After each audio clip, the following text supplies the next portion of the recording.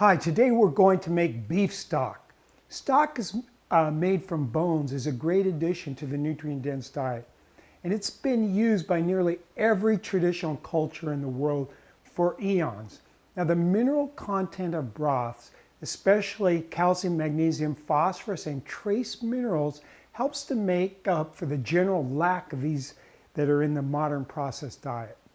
Now the minerals in broth are in the form of electrolytes, which makes them much easier to absorb.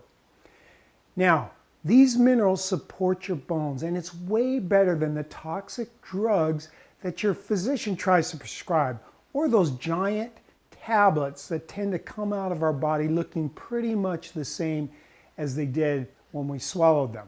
Now, if you're having a hard time getting the recommended 50 to 60% raw foods in your diet, the gelatin in broth makes digestion of cooked foods easier, and it actually makes a cooked diet more nutritious.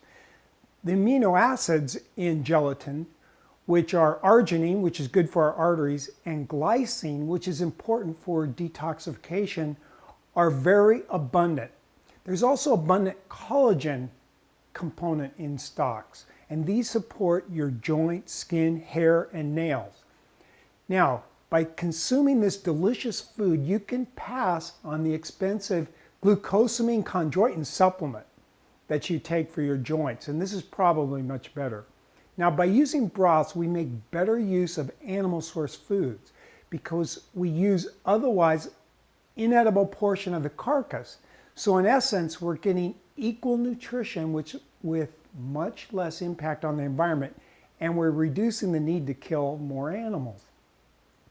Now, the digestive aid that we get from bone broths makes our protein digestion more efficient, so we can get by eating less protein in the diet, which again is good for the environment and it's good for our pocketbook. Now the bone broths can be used for a base for soups, sauces, gravies, and we can use the liquid to make grains like rice and pasta. Now when made properly, these broths add great flavor to our food. And they're really the secret behind many of the famous cuisines from France, Italy, China, Japan, Africa, and Russia. Now the first ingredient we need to make the bone broths are the bones from organic animals. Now we have here the neck bones, and we also have the long bones, which contain the bone marrow. Now, we got this from a local rancher where the cows are fed on grass. Well, here in Arizona, it's probably cactus, combination of cactus and grass. But this is a great way to get land that is otherwise basically unproductive, this desert scrub land, and we get the transformation of these grasses, weeds, and cactus into a source of delicious, nutritious food for us. Now, other ingredients that we use are a cup of chopped onion here, a half a cup of chopped celery, and chopped carrots.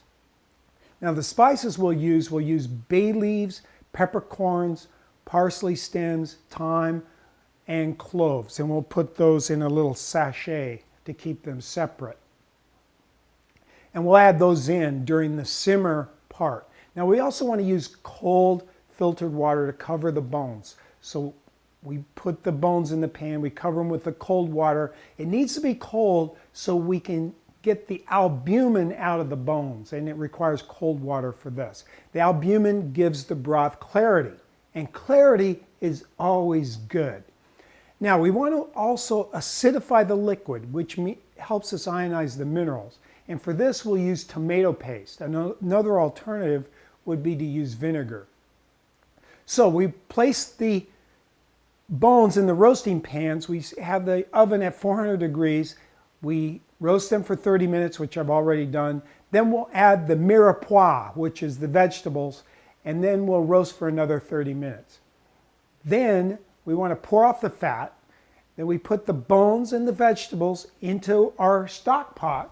We have a nice stock pot here. And then we'll bring it all to a boil.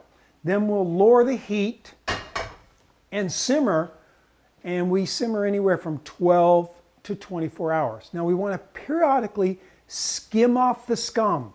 The scum gives it off flavors. So we skim off the scum, let's say every hour, and we're ready to add water if needed, if too much water evaporates off the top. And then we take the broth and we strain it through a strainer and cheesecloth, and we pour it into mason jars. Now, once we cool this, the fat will rise to the top. You can skim off the fat and use it for cooking. The broth should be in a jello-like texture. Now, this tastes great, it's good for your health, and it's good for the environment. So please get out there and make some broth. This is Dr. G. Thanks for watching.